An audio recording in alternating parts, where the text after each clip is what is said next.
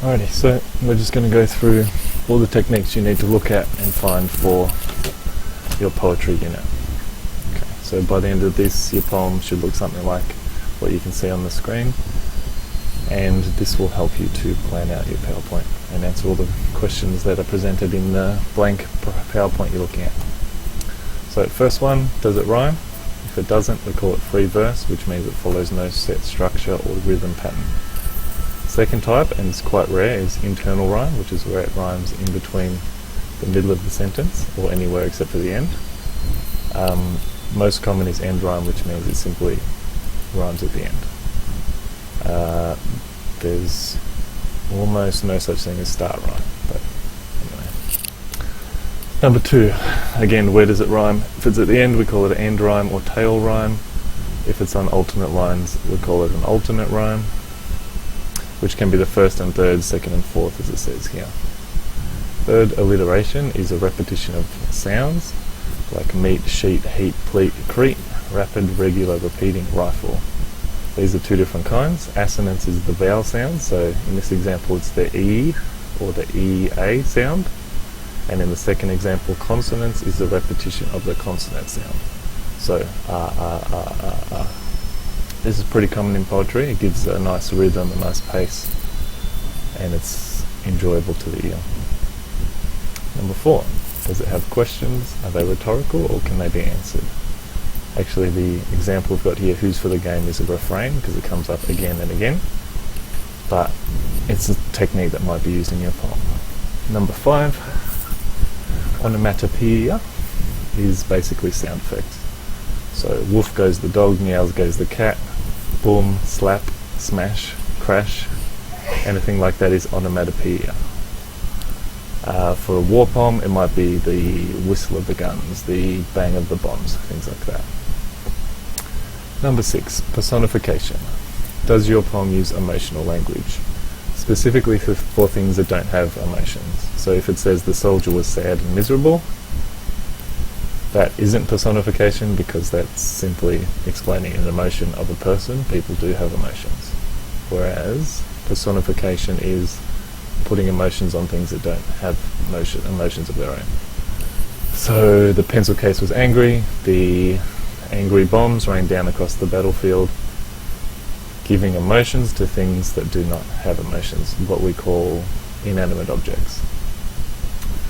Number 7 is the easy one, similes. A simile is something is like something else. War is like a cancerous cell that foreshadows your own death. You're looking basically for the word like, or in some cases the word as. So war is like something as much as something else. Number 8 is metaphors. Again, the key word is usually, sometimes as. Metaphors are different from similes in that they compare two things that are very distinct. So war is like sport, is not a metaphor because they're very similar concepts. Whereas if you said war is like a monkey, war is like an elephant, war is elephant, war is giraffe, war is cat, and then you'd have to go on to explain how they are similar in at least one way.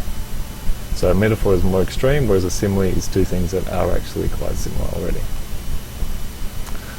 Number 9. So the general rule of poetry is that each line should have a full stop and then move on to the next.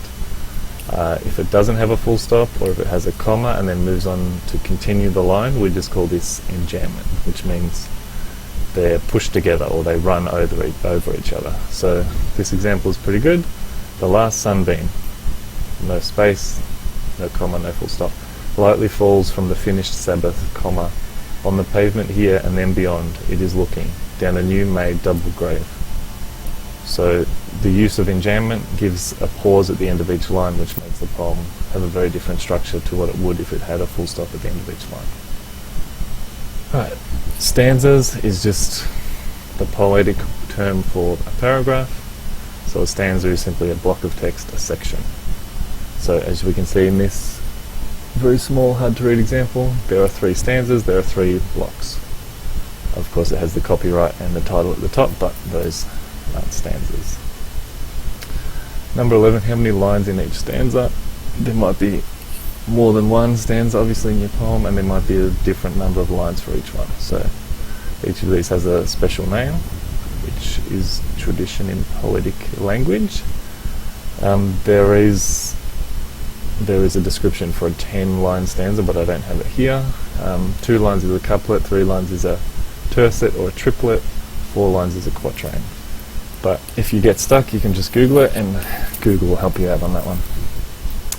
Number 12, very easy. Are there any words that are repeated? There are 2 types of repetition, just repetition itself and also a refrain, which is where you repeat a certain saying similar to a hook in a speech, but we'll come to that later. 13 is imagery, and this one you have to think a little bit about.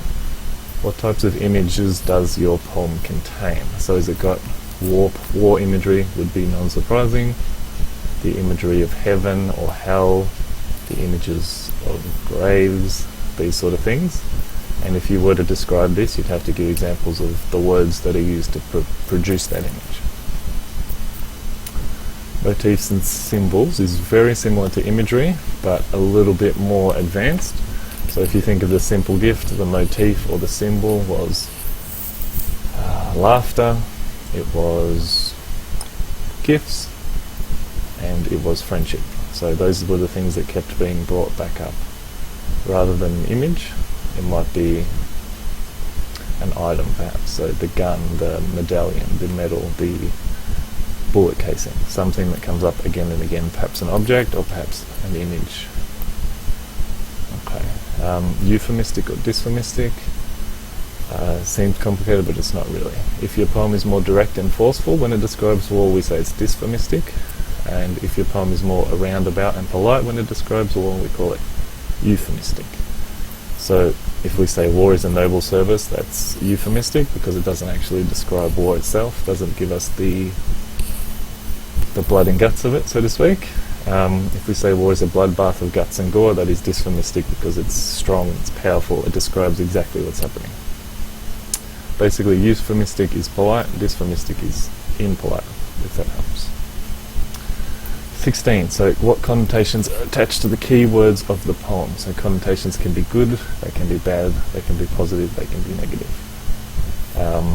You have to think of the words that are used in your poem and what kind of connotations are attached to that, which is something you have to work out for yourself. But pick out the key words and what images, what associations are attached to that. So what associations as in what does each word, what other words does the word you've circled make you think about?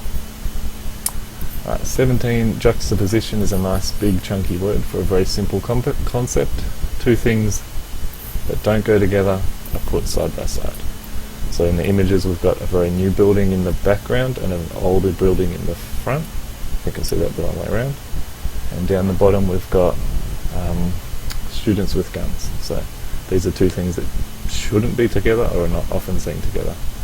So if half of your poem describes war and then the other half describes babies or smiling, happy children playing in the sand, then that's quite likely a juxtaposition of the 2 things. Right, 18, patriotic language. Very simple. Does it mention a nation, a country, our boys, our girls, some kind of inclusive language, very similar to persuasive language. So as you can see down the bottom, the example, our glorious homeland, our fortunate motherland. Doesn't mention what the homeland is or what the motherland is, but you get the sense that the country is a great place, it's patriotic, it's wonderful. Alrighty, 19, formal or informal language. Again, this is similar to euphemistic or dysphemistic. If it's informal, it has slang, it's casual, it's the voice of the people, it's how the soldiers might talk themselves. If it's formal, maybe it's the words of a general or the person in charge of something. It's very precise. 20, punctuation. Basically, go through your poem, circle all the punctuation that's used, and talk about what effect this has on your poem. Pause, again, that could be done through enjambment or it could be done through punctuation. 21, does it contain references? So does it mention any other texts, the Bible, the Quran, the Torah, a famous story, Probably the most common would be biblical references if you're doing World War One. Could be movies or films if you're doing a more modern conflict like Vietnam or the Iraq War. 22, refrain. So this is what I said we'd come back to. Does your poem repeat a phrase or statement more than once? We call this a refrain. So who's for the game, who's for the game, who's for the game.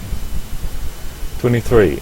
An allegory is when a poem is used to describe something else. So the film Animal Farm is well known. It describes the animals, but it's actually describing the Russian Revolution. 24. Does your poem have talking? It'd be pretty obvious if it does, and what effect does this have? 25. Inclusive language, you, I, we, me, you, he, she, personal pronouns, our, boys, us, we, all. Again, there's very persuasive language. 26. Emotive language. Can you circle words that have emotional connotations? Happy, sad, depressed, wonderful, joyous. They could be positive, they could be negative. Your choice. Or the poet's choice, I guess. 27. We know what a metaphor is. An extended metaphor takes this one step further and continues to run it through. So the metaphor given here is love is a rose. The extended metaphor is love is a rose. It has thorns, it comes in many colours, and the bottom of it all, it is ringed by unpleasant fertilizer. So the metaphor is extended to explain all aspects of the metaphor. Alright, and that's the end. Easy. Good luck with your assignment.